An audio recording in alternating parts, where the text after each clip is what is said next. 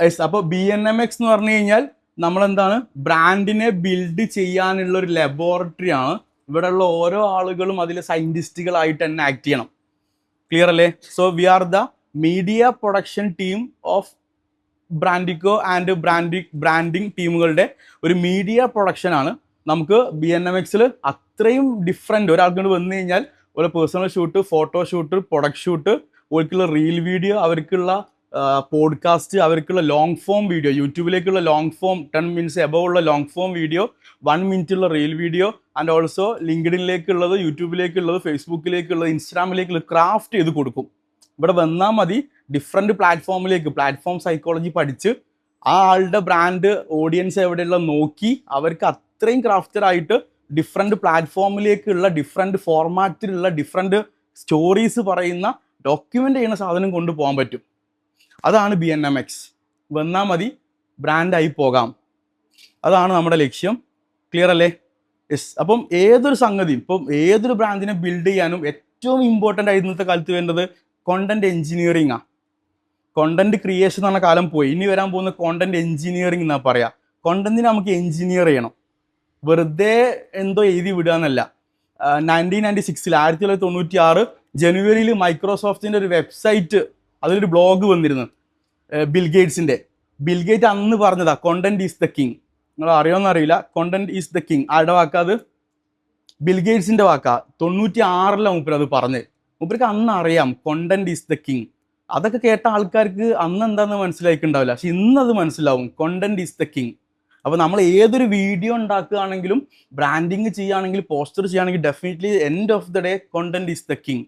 ആ കണ്ടന്റ് ആണ് കഥ പറയുക. ആ കണ്ടന്റ് കണക്ട് ചെയ്യുക. സോ കോണ്ടന്റിനെ എഞ്ചിനീയർ ചെയ്യാൻ വേണ്ടി അതിന് ഡിഫറെൻറ്റ് പില്ലറുകളുണ്ട്.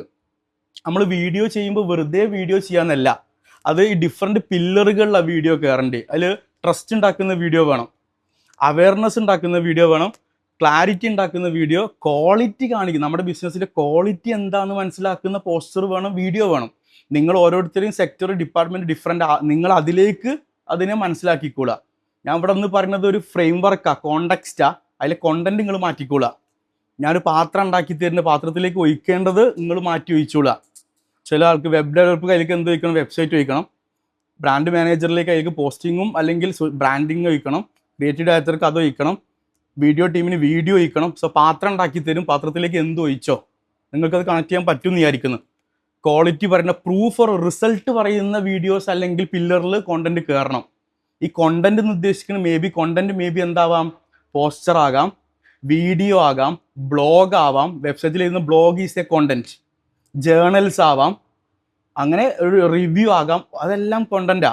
അപ്പോൾ ഏതൊരു ബിസിനസ് ഓണറുടെ ഇപ്പോഴത്തെ പർപ്പസ് ആണ് ഡെപ്പോസിറ്റ് കോണ്ടന്റ് ഡെപ്പോസിറ്റ് ചെയ്യുക. അത് ഇൻസ്റ്റാഗ്രാമിൽ മാത്രം ഡെപ്പോസിറ്റ് ചെയ്തൊരു കാര്യമല്ല, ഡിഫറെൻറ്റ് പ്ലാറ്റ്ഫോം. ഇപ്പോൾ ഇൻസ്റ്റാഗ്രാം നിർത്തിയാലോ? ഇൻസ്റ്റാഗ്രാം പൂട്ടിപ്പോയാൽ അത് നമ്മുടെ കയ്യിലല്ല. അപ്പോൾ അപ്പോൾ എവിടെ വേണം? ഫേസ്ബുക്ക് പേജിൽ വേണം, യൂട്യൂബിൽ വേണം, ലിങ്ക്ഡിനിൽ വേണം. ഇപ്പം ഗൾഫിലോ അല്ലെങ്കിൽ GCC കൺട്രീസിലാണെങ്കിൽ ടിക്ടോക്ക് ഫേമസ് ആണ്, ടിക്ടോക്കിൽ വേണം. ഇപ്പോൾ ജെൻസി ഒക്കെ ഉള്ളത് എവിടെയാ? അല്ലേ, സ്നാപ്ചാറ്റിലില്ലേ? ആണ്ടോ? ജെൻസി ഒക്കെ ഉള്ളത് ഇപ്പോൾ എവിടെയാ? സ്നാപ്ചാറ്റിൽ. അപ്പോൾ സ്നാപ്ചാറ്റിൽ വേണ്ടി വരും. അപ്പം ഓരോ പ്ലാറ്റ്ഫോമിനും ഓരോ സൈക്കോളജിയാണ്. ഇപ്പം യൂട്യൂബിൽ നിങ്ങൾ കണ്ടിട്ടുണ്ടോയെന്ന് അറിയില്ല. യൂട്യൂബ് നമ്മളെ കാണിപ്പിക്കുക ഒരു 4-5 കൊല്ലം മുന്നേ ഉള്ള വീഡിയോയാണ്. ഒരു 6 വർഷം ഇയേഴ്സ് ബാക്കുള്ള വീഡിയോ ഒക്കെ യൂട്യൂബ് നമ്മളെ കാണിപ്പിക്കും. ആൻഡ് ഓൾസോ യൂട്യൂബിൽ വർക്ക് ആവുമ്പോൾ ഇപ്പോൾ എന്താ ഒരു 10 minutes എബവ് ഉള്ള ലോങ് ഫോം വീഡിയോസാണ്. പക്ഷേ ഇൻസ്റ്റാഗ്രാമിൽ 6 കൊല്ലം മുന്നേ ഉള്ള വീഡിയോ നമ്മളെ കാണിപ്പിക്കില്ല. ഒരു 7 to 8 days ബാക്കിലുള്ള വീഡിയോസാണ് ഇൻസ്റ്റാഗ്രാം നമ്മളെ കാണിപ്പിക്കുക. ഫേസ്ബുക്കിലുള്ളതാരാ? കുറച്ചും കൂടെ ഒരു പാരൻറ്റിങ് ലെവലിൽ അല്ലെങ്കിൽ ഒരു കുറച്ചുകൂടെ മിഡ് ലെവലിലുള്ള ആൾക്കാരൊക്കെ അപ്പോൾ അധികം ഫേസ്ബുക്കിലുള്ളത്. ബട്ട് ഡിസിഷൻ മേക്കേഴ്സ് അവിടെയാണ്. ഒരു ബിസിനസ് ഓൺ ചെയ്യുന്ന ഒരു 4-5 year ആയിട്ട് നല്ല അടിപൊളിയായി ബിസിനസ് ചെയ്യുന്ന ഒരു 30+ ഏജുള്ള അധികം ആളുകളും അല്ലേ, 90s വസന്തങ്ങളൊക്കെ പറയും പോലെ എവിടെയുള്ളത് ഡിസിഷൻ മേക്കേഴ്സാ. വലിയൊരു സംഗതിയാണ് ഫേസ്ബുക്ക്. നമുക്കത് അതിൻ്റെ മാക്സിമം കൺവേർഷൻ എടുക്കാൻ പറ്റണം. അപ്പോൾ ഓരോ പ്ലാറ്റ്ഫോമിനും ഓരോ സൈക്കോളജി ഉണ്ട്. അപ്പോൾ അത് പോസ്റ്റർ ഉണ്ടാക്കുന്ന ആൾ, വീഡിയോ ഉണ്ടാക്കുന്ന ആളൊക്കെ അറിയണം. അത് സൈക്കോളജി വെച്ചിട്ടാണ് നമ്മൾ ഓരോ ബ്രാൻഡിനെയും ബിൽഡ് ചെയ്യേണ്ടത്. അപ്പോൾ ഒരു ബ്രാൻഡ് വരുന്ന അവരുടെ പർപ്പസൊക്കെ നോക്കി പഠിച്ച് എന്താണ് ഓരോ ഒബ്ജക്റ്റീവ്, ഓൾക്ക് എന്താ ആഗ്രഹം. ചിലർ പറയാൻ കൂടുതൽ കച്ചവടം വേണം, ചിലർ പറയും ഞങ്ങൾക്ക് ഒരു ട്രസ്റ്റ് ബിൽഡ് ചെയ്യണം, ചില ആളുകൾ പറയും ഞങ്ങൾക്ക് ഇതൊക്കെ ഒന്ന് ഡോക്യുമെൻ്റ് ചെയ്യണം, ചില ആളുകൾ പറയും ഞങ്ങൾക്ക് ഇതൊക്കെ ഒന്ന് പ്രൊമോഷൻ അല്ലെങ്കിൽ ഡെക്കറേഷൻ ചെയ്യണം. ഓരോ ആളുകളുടെ ആവശ്യം ഡിഫറെൻറ്റാണ്. അവരുടെ ആവശ്യങ്ങളിലേക്ക് നിന്ന് കൊടുക്കുക, അതിലേക്കുള്ള ബെസ്റ്റായ ആസ് എ സ്പെഷ്യലിസ്റ്റായ നമ്മുടെ ഭാഗത്ത് നിന്ന് സജഷൻസ് കൊടുക്കുക. റോങ് ആയത് ചെയ്യൂല എന്ന് തന്നെ പറയാം, ഞങ്ങളത് എടുക്കുന്നില്ല എന്ന് തന്നെ പറയാം. സോ ഫാർ ഈ 3 കൊല്ലം കൊണ്ട് നമ്മൾ പഠിച്ചത് നോ പറയാൻ കൂടിയാണ്. എല്ലാ ബ്രാൻഡിനും നമ്മൾ എടുക്കുന്നില്ല, സോ നോ പറയുന്നത് കൂടെ വലിയൊരു കാര്യമാണ്. ഓക്കെ, ഇതാണ് കോണ്ടന്റ് എഞ്ചിനീയറിംഗ്. അപ്പോൾ ഇങ്ങനെ 8 പില്ലറിൽ വേണം നമുക്ക് കണ്ടന്റിനെ ഡെപ്പോസിറ്റ് ചെയ്യാൻ. അങ്ങനെ ഒരു 3 കൊല്ലം കൺസിസ്റ്റൻ്റ്ലി ഡെപ്പോസിറ്റ് ചെയ്താൽ എൻഡ് ഓഫ് ദി ഡേ അതെല്ലാം കൂടെ പോയി ഒരു പോയിന്റിലേക്ക് മുട്ടും. അപ്പം എല്ലാം ഒരു വിഷനിലേക്ക് തന്നെ ആകണം കേട്ടോ. ഈ 8 കണ്ടന്റ് പോകേണ്ട എങ്ങോട്ടാ? ഒറ്റ വിഷനിലേക്കാ. ഡേ ബൈ ഡേ കണ്ടന്റ് ഇങ്ങ് പോസ്റ്റ് ചെയ്യണം, day by day content post ചെയ്യണം. അത് 1 ഡേ മാജിക് അല്ല, it's not a 1 day magic. ഒരു ദിവസം കൊണ്ട് റിസൾട്ട് കിട്ടുമെന്ന് വിചാരിക്കരുത്. ബട്ട് കൺസിസ്റ്റൻ്റ്ലി അവിടെ ഡിഫറെൻറ്റ് പില്ലറിൽ കണ്ടന്റ് ഇട്ട് നോക്കൂ, അതിന് എക്സ്പോണൻഷ്യൽ ഗ്രോത്താണ് കിട്ടാൻ പോകുന്നത്. ആ സമയത്ത് അത്രയും വലിയൊരു ഗുണം പ്രൊജക്ഷൻസോ കിട്ടാൻ പോകുന്നത്. അപ്പോൾ ഒരു മാസം കോണ്ടന്റ് ക്രിയേഷൻ തുടങ്ങി എനിക്ക് റിസൾട്ട് ഇല്ല, റീച്ച് ഇല്ല. ഇപ്പോൾ ഒരു 1000 ആൾ എന്ന് പറഞ്ഞാൽ ഈ സ്റ്റുഡിയോയിൽ 1000 ആൾ കൊള്ളുമോ? ഇപ്പം 1000 വ്യൂസൊക്കെ പലർക്കും വളരെ കുറവാണ്. പക്ഷെ എനിക്ക് 500 വ്യൂ ഉള്ളൂ, 1000 വ്യൂ ഉള്ളൂ. 1000 ആൾ ഇവിടെ കൊള്ളുമോ? ഇല്ല. ഒരു 5000 ആൾ എന്നൊക്കെ പറഞ്ഞാൽ എത്രയാ? നമ്മളിപ്പോൾ ജസ്റ്റ് ഇടുന്ന വീഡിയോക്ക് 5000 വ്യൂസൊക്കെ കിട്ടും. അത് വലിയതാണ്. ഒരു ഓഡിറ്റോറിയത്തിൻ്റെ അകത്തൊരു 5000 ആൾ ഇരിക്കുമോ?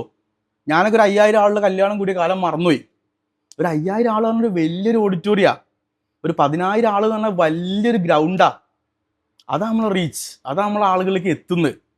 അപ്പോൾ അതിൽ കൺസിസ്റ്റൻസിയോട് കൂടിയിട്ട് റിസൾട്ടൊന്നും നോക്കാണ്ട് ബിൽഡ് ചെയ്ത് പോവുക. പക്ഷേ എല്ലാം ഇടുന്നത് ഈ ഒരു പർപ്പസ് അല്ലെങ്കിൽ ഈ ഒരു വിഷനിലേക്കും മിഷനിലേക്കും ആവണം. റോങ് ഡയറക്ഷനിലേക്ക് പോകരുത്. ഇത് റോങ് ആയിട്ട് പോയി കഴിഞ്ഞാൽ എത്തൂല, പോയിന്റിലേക്ക് എത്തൂല. അതാണ് കോണ്ടന്റ് എഞ്ചിനീയറിംഗ് എന്ന് പറയാം.